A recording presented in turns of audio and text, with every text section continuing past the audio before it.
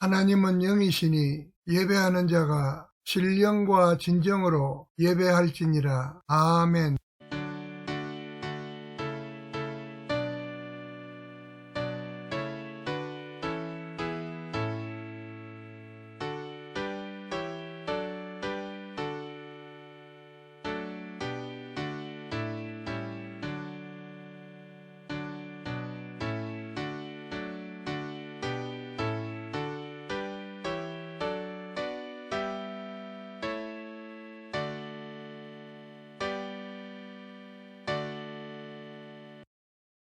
사도신경으로 우리의 신앙을 고백하겠습니다. 전능하사 천지를 만드신 하나님 아버지를 내가 믿사오며 그 외아들 우리 주 예수 그리스도를 믿사오니 이는 성령으로 잉태하사 동정녀 마리아에게 나시고 본디오 빌라도에게 고난을 받으사 십자가에 못 박혀 죽으시고 장사한 지 사흘 만에 죽은 자 가운데서 다시 살아나시며 하늘에 오르사 전능하신 하나님 우편에 앉아 계시다가 저리로서 산 자와 죽은 자를 심판하러 오시리라. 성령을 믿사오며 거룩한 공회와 성도가 서로 교통하는 것과 죄를 사하여 주시는 것과 몸이 다시 사는 것과 영원히 사는 것을 믿사옵나이다. 아멘.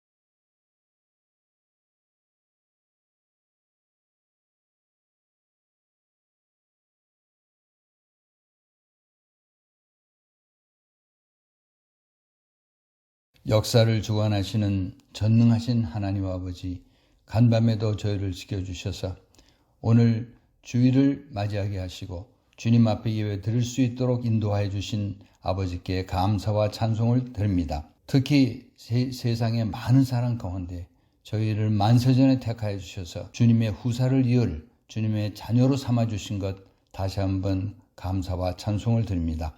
하오나 지난 일주일 동안 지난 것을 생각할 때에 하나님 중심의 생활보다는 자신의 소욕대로 산 것을 보니 이 시간에 저희 마음에 있는 모든 세상의 오물들을 예수 그리스도 십자가의 보혈로 제거해 주셔서 참 예배에 합당한 마음을 가질 수 있도록 주님 인도하여 주시옵소서.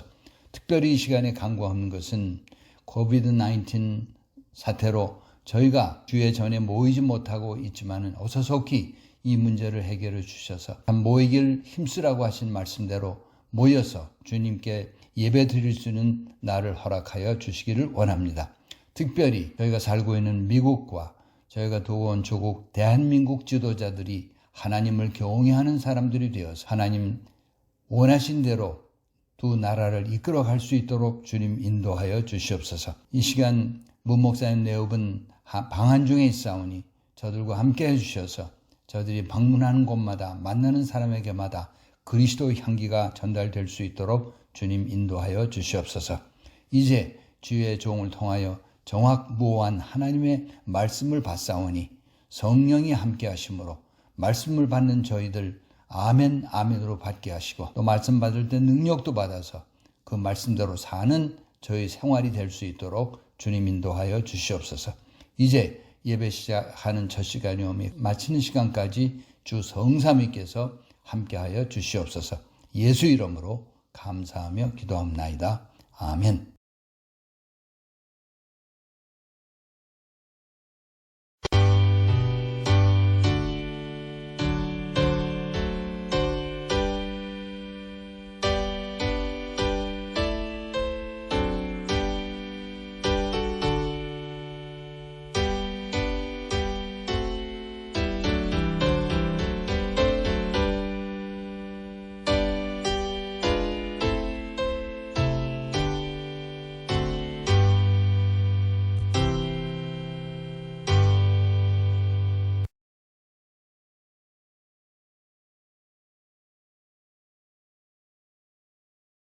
거룩하시고 자비로우신 하나님, 은혜와 사랑을 진심으로 감사합니다. 오늘 또 복된 날 주셔서 주님 앞에 나와 예배하게 하시고 사랑하는 성도들이 정성껏 준비한 예물을 주께 드렸습니다. 드린 손길 하나하나 기억해 주시고 저희들의 삶 속에 하나님의 은혜와 평강이 언제나 넘치게 하여 주시옵소서. 특별히 가정에 허락한 자녀들에게 복을 주시고 저희들의 앞길을 선하게 복되게 인도하여 주시옵소서. 예수님의 이름으로 축복하며 기도하옵나이다. 아멘. 오늘의 성경 말씀은 누가복음 15장 11절에서 24절의 말씀입니다.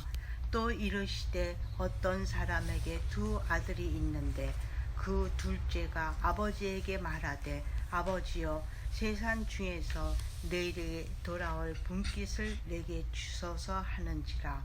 아버지가 그 살림을 각각 나눠 주었더니 그 후 며칠이 안 되어 둘째 아들이 재물을 다 모아 가지고 먼 나라에 가 거기서 허랑방탕하여 그 재산을 낭비하더니 다 없앤 후 그 나라에 크게 흉년이 들어 그가 비로소 궁핍한지라.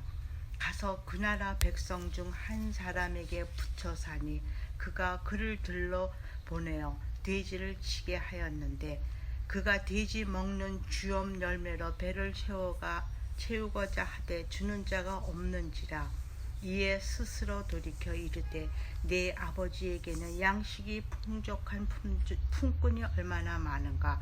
나는 여기서 줄여 죽는구나. 내가 일어나 아버지께 가서 이르기를 아버지 내가 하늘과 아버지께 죄를 지었사오니 지금부터는 아버지의 아들이라 일컬음을 감당하지 못하겠나이다. 나를 품꾼의 하나로 보소서 하리라 하고 이에 일어나서 아버지께로 돌아가느니라. 아직도 거리가 먼데 아버지가 그를 보고 측은히 여겨 달려가 목을 안고 입을 맞추니 아들이 이르되 아버지 내가 하늘과 아버지께 죄를 지었사오니 지금부터는 아버지의 아들이라 일컬음을 감당하지 못하겠나이다 하나 아버지는 종들에게 이르되 제일 좋은 옷을 내어다가 입히고 손에 가락지를 끼우고 발에 신을 신기라. 그리고 살찐 송아지를 끌어다가 잡으라. 우리가 먹고 즐기자. 이내 아들은 죽었다가 다시 살아났으며 내가 잃었다가 다시 얻었노라 하니 그들이 즐거워하더라. 아멘.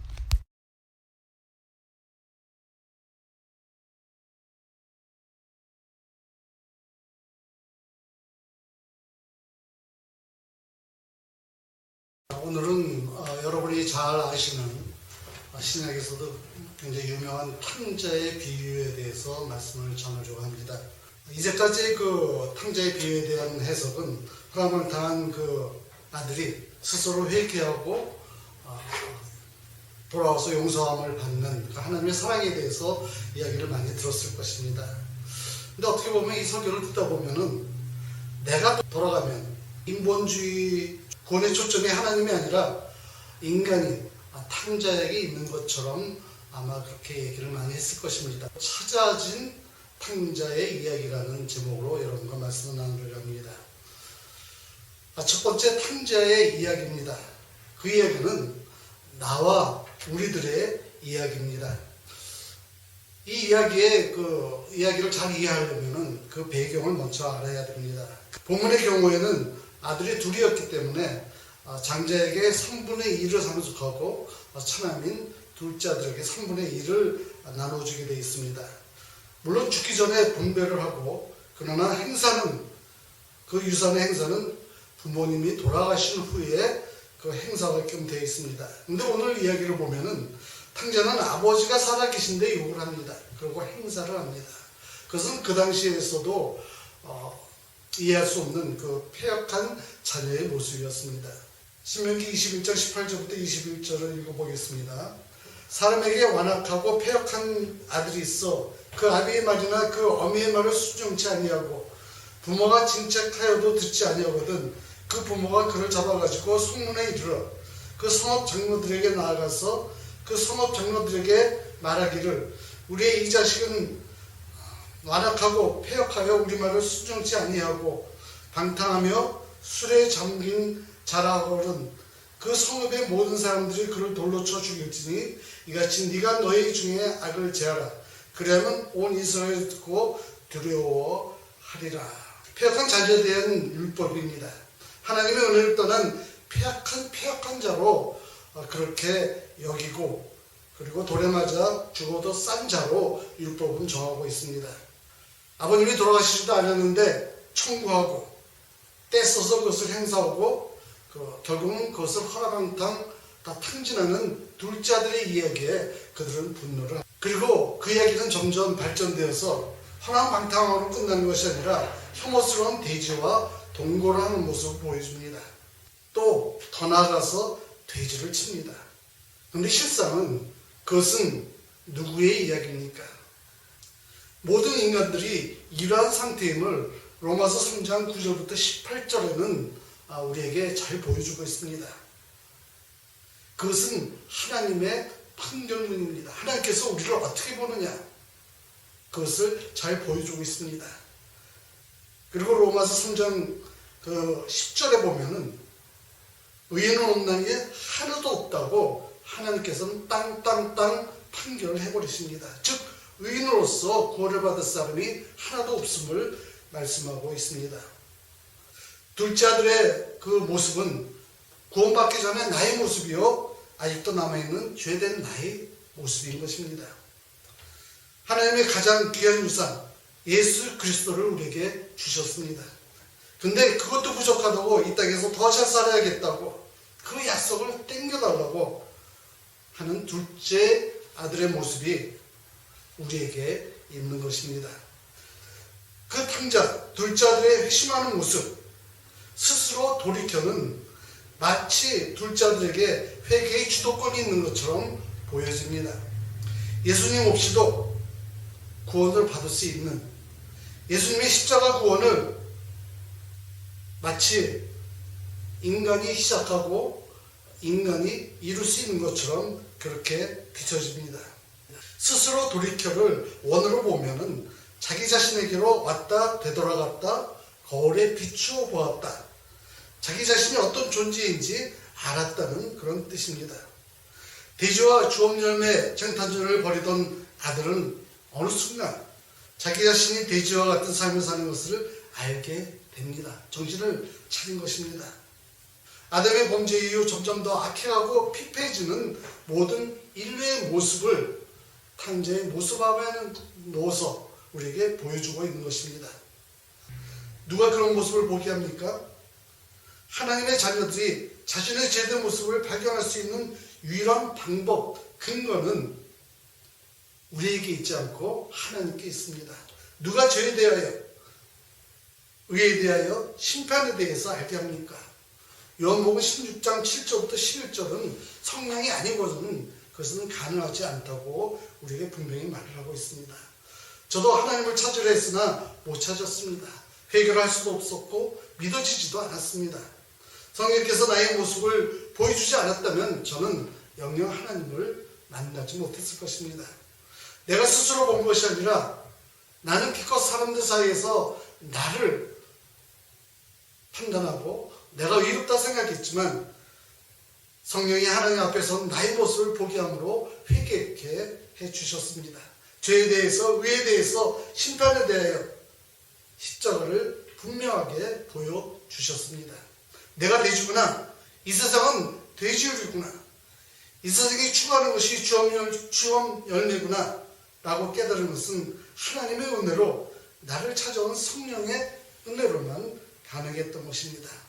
아버지의 마음이 아들에게로 간 것입니다. 그 깨달음이 전적으로 하나님의 은혜인 것입니다. 예수님이 드라크마 비유 후에 갑자기 회개에 대한 말씀을 하십니다. 즉 회개가 무엇인가를 우리에게 말씀하고자 하시는 것입니다. 7절에 보면은 주인이 찾습니다. 10절에 보면 여자 주인이 찾습니다. 양이, 드라크마가 나를 찾아주세요 했을까요? 그걸 회개라고 주님이 말씀하십니다. 회개의 주도권이 나에게 있는 것이 아니라 찾는 이에게 있음을 분명하게 우리에게 보여주고 있습니다. 그 후에 회개하는 자, 오늘 주인공 탕자가 등장합니다. 탕자의 회개, 아버지의 마음이 아들에게로 와서 그를 찾고자 하는 아버지의 마음이 그를 돌렸구나를 우리에게 알게 하는 것입니다. 아들이 스스로 돌아간 것이 아니라 아버지가 그를 찾아낸 것입니다. 스스로 돌이켜, 이 말은 히브리 아랍어에서 회개를 표현한 말입니다. 그것은 돼지우리에서 돼지된 자신의 모습을 올바르게 알게 된 아들이, 즉 찾아짐의 사건이 벌어진 것입니다. 둘째 아들이 한 것이라고는 아버지 재산으로 자신만의 행복을 위해 돼지처럼 산 것뿐입니다. 어느 날 아버지의 마음이 그 탕자에게 임해서 자신이 돼지임을 바라보게 된 것입니다. 그냥 살면서 사는 동안 지었던 몇 가지 죄를 내놓고 하나님께 죄송하다고 하는 것이 회개가 아닙니다. 여러분은 진짜 회개한 사람들입니까? 이 세상이 돼지우리처럼 여겨집니까? 하나님 없는 이 세상은 돼지우리에 불과해. 이 세상이 추구하는 것은 돼지가 먹는 쥐엄 열매와 같은 거야 라는 이러한 회개로 여러분 돌아섰습니까? 두 번째는 아버지의 이야기입니다. 즉 하나님의 이야기라는 것입니다.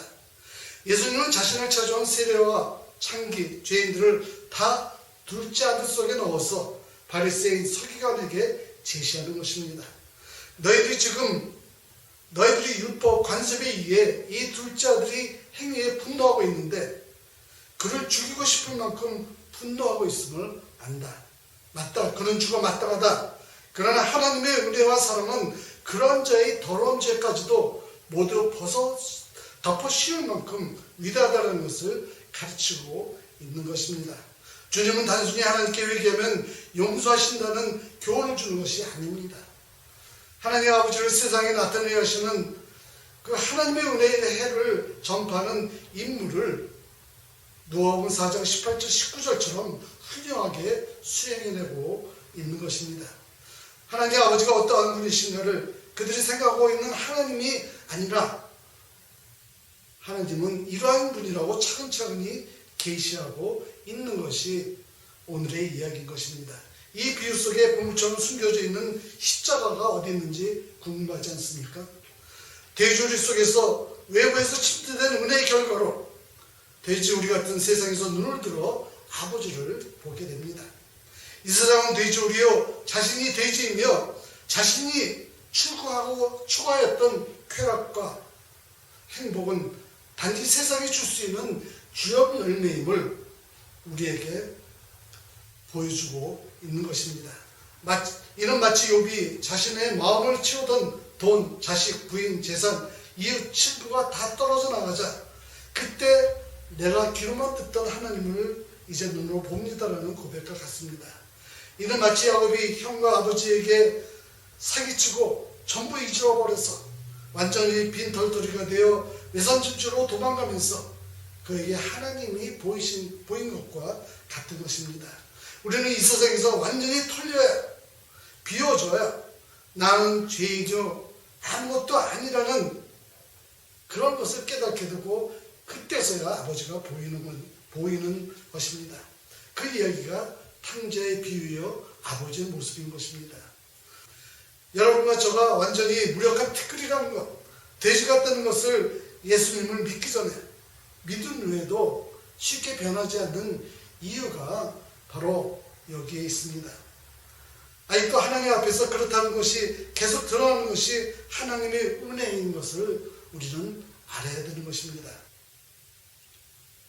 우리는 우리의 실체의 모습을 알면 알수록, 그리고 하나님의 위대하심과 사랑을 알면 알수록 점점 더 우리 자신에 대한 자신이 없어져야 합니다. 반면에 하나님의 능력이, 은혜가 온전히 드러나야 하는 것입니다. 근데 너무 자신만만합니다. 잘하고 있다고 합니다. 자신이 하나님 앞에 떳떳하다고 생각합니다. 그들이 바로 예수님 앞에 있는 바리새인 서기관들, 대적하는 율법학자들이요 종교 지도자인 것입니다. 그렇기 때문에 왜 저런 놈들하고 밥을 먹으라고 죄인들과 함께 예수님까지 정죄한 것입니다. 이제 탕자는 돌에 맞아 죽을 각오로, 다행히 산다면은 종이라도 되겠다는 각오로 돌아갑니다. 그런데 아버지의 모습이 어떻습니까? 거리가 먼데 먼저 알아보고 뛰어나갑니다. 유대 풍습으로 보면은 그 모습은 천박한 모습입니다. 왜 뛰어나갔을까요? 단지 반가워서가 아닙니다. 그 탕자가 돌아왔다는 예수님의 이야기가 동네 사람들에게 들렸을 때 동네 사람들은 어떻게 했을까요? 율법에 의하면은 큼직한 돌 하나씩 들고 나와서 그 동네 어귀에서 그를 돌로 쳐야 되는 것입니다. 아까 신명기 이야기 기억하면 그가 돌에 맞아 죽어 마땅하다는 사람인 것을 여러분은 알게 될 것입니다. 그런데 그의 아버지가 뛰어나서 돌을 던질 사이도 없이 와라 끌어 안아버린 것입니다. 아마 이 장면에서 바리새인들은 아마 탄식을 했을 것입니다. 저 멍청한 아버지가 어딨어? 돌로 쳐 죽여야 되는데 뭐 하는 거야? 아마 그렇게 탄식했을 것입니다. 엄밀히 말해서 아버지는 아들을 기다리다 발견한 것이 아닙니다. 아들이 나간 순간부터 아들의 삶에 한 번도 눈을 뗀 적이 없었을 것입니다. 그것이 바로 우리 하나님이십니다. 시편 17편 8절에 보면 나를 눈동자같이 지키시고 주인 날개 그늘 아래 감추시는 하나님의 모습이 오늘 아버지의 모습인 것입니다. 세 번째로 결론 부분인 십자가의 이야기입니다. 즉 구원 복음의 말씀인 것입니다. 이 비유의 마지막 절에서는 하나님의 구원이 무엇인가를 선명하게 보여줍니다. 누가복음 15장 32절에 보면은 이 네 동생은 죽었다 살아났으며 내가 잃었다 얻었기로 우리가 즐거워하고 기뻐하는 것이 마땅하다 하니라 증거합니다.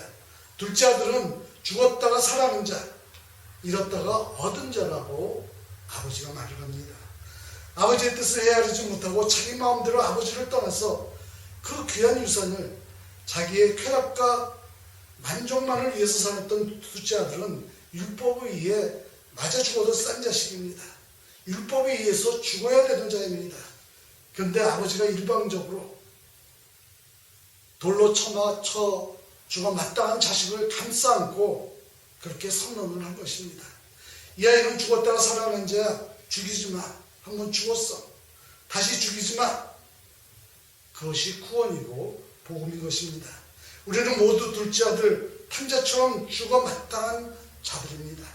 그러나 하나님 아버지는 너희는 이미 벌받았고 죽었다고, 그래서 더 이상 죽을 필요가 없다고 선언해버리는 것입니다. 그리고 아버지가 다시 살려내는 것입니다. 어떻게? 아버지가 지신 십자가 안에서. 아버지는 그 아들을 감싸 안았을 때 동네 사람들이 돌판 매질하는 그 돌을 맞을 각오를 한 것, 그리고 아들 시대에 죽을 각오를 한 것입니다. 아버지가 온 동네 사람들에게 비웃음의 수치를 당함으로 말미암아 그리고 죽음을 각오한 그 모습으로 아들을 살려내는 것입니다. 미친 듯이 뛰어나가서 아들을 덥석 안아버립니다. 율법에 죽어야 할 아들에게 화려한 옷을 입히고 손에 가락지를 끼우고 발에 신을 신기웁니다. 노예와 종은 신발이 없습니다. 그런데 아들에게 신을 신기웁니다. 용서받지 못할, 용서해서는 안 되는 아들을 아버지가 먼저 용서하여 주는 것입니다. 그것은 율법에 의해서는 위배되는 행위요, 또 이해되지도 않는, 바리새인들에게는 전혀 이해할 수 없는 율법을 어기는 모습입니다. 그 결과 율법을 어긴 벌을 받아야 합니다. 이에는 이, 눈에는 눈, 모세의 율법, 용서받지 못할 죄로 돌로 쳐 죽여야 할 자를 돌로 하나도 때리지 않고 아버지가 스스로 그 율법을 깨고 그 자신이 동네 사람들의 웃음거리가 된 것입니다. 그게 바로 하나님의 십자가인 것입니다. 아버지가 스스로 율법을 허무시고 아들을 율법의 정죄로부터 자유롭게 만든 것입니다. 하나님의 공의는 율법을 어긴 우리 죄인들을 반드시 모두 하나도 남김없이 모두 죽여야 합니다. 그런데 독생자 하나님의 아들 예수 그리스도가 율법을 어겨버린 것입니다. 율법 외에 죽어야 하는 우리들을 자기가 구원하여야 할 내 하나님의 그 자녀들이라고, 나의 백성이라고 말을 하면서 자기가 율법을 어겨버린 형벌을 받고 사형 언도를 받아 죽게 됩니다. 그게 복음이요 구원입니다. 그것이 바로 십자가인 것입니다. 그러므로 우리 십자가는 하나님의 공의와 사랑이 만날 수 있는 유일한 곳입니다. 그러기에 세상에 다른 종교가 무엇이라고 떠들어대도 십자가 외에는 구원이 없더라고 선포할 수밖에 없는 것입니다. 거기에는 어떤 타협도 있을 수 없는 것입니다. 이 복음이, 구원이 십자가의 강력이 없다면 어떻게 하나님의 사람이라고 말할 수 있겠습니까? 예수님께서 우리의 죄가 되셔서 스스로 정죄와 심판을 받아 버리신 것입니다. 그래서 우리는 돌에 맞아 죽어야 할 마땅한 죄가 여전히 버젓이 우리 속에 있어도 용서를 받아버리는 것입니다. 탕자의 비유는 예수 그리스도의 십자가와 기필코 우리를 구원하시는 하나님의 은혜를 말씀하고 있는 것이지 우리 성도들의 자발적이고 기특한 회개의 이야기가 아닙니다. 구원의 주도권이 인간에게 있는 것처럼 말한다면 그게 가능한 일이나 되겠습니까? 이제 말씀을 맺겠습니다. 내가 어떤 사람이었고 어떤 가운데 하나님의 구원의 은혜 가운데 들어갔는지, 지금도 죄와 씨름하고 있지만 하나님의 은혜가 반드시 승리케 하시고 하나님 나라의 상속자로서 매 순간마다 주님과 동행하는, 십자가를 붙들고 하나님의 약속을 소망하는 저와 여러분이 되기를 주님의 이름으로 축원합니다. 그러한 우리를 하나님께서는 이렇게 선언하십니다. 베드로전서 2장 9절의 말씀입니다. 오직 너희는 택하신 족속이요 왕같은 제사장들이요 거룩한 나라요 그의 소유된 백성이니 이는 너희를 어두운 데서 불러내어 그의 귀한 빛에 들어가게 하신 자의 아름다운 덕을 선전하게 하려 하시니라. 기도하겠습니다. 사랑의 하나님, 은혜를 감사합니다. 오늘 우리가 잘 아는 탕자의 비유를 통해서 우리가 어디서 왔으며 또 어떤 신분으로 살고 있고 어디로 가고 있는지를 보여주심을 감사합니다. 우리가 다 됐다고 여기지 아니하고 아직도 내 안에는 선한 것이 없음을 고백하면서 하나님의 은혜를 순간순간마다 구하면서 살면서 하나님으로 살아갈 수 있는 저희들 될 수 있도록 인도하여 주시옵소서. 감사드리며 예수 그리스도의 이름으로 기도하였습니다.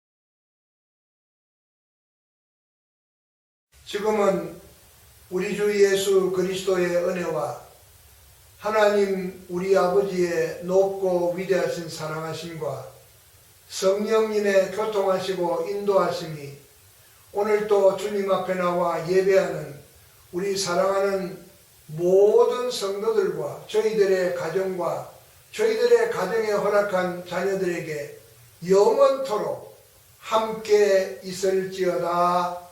아멘.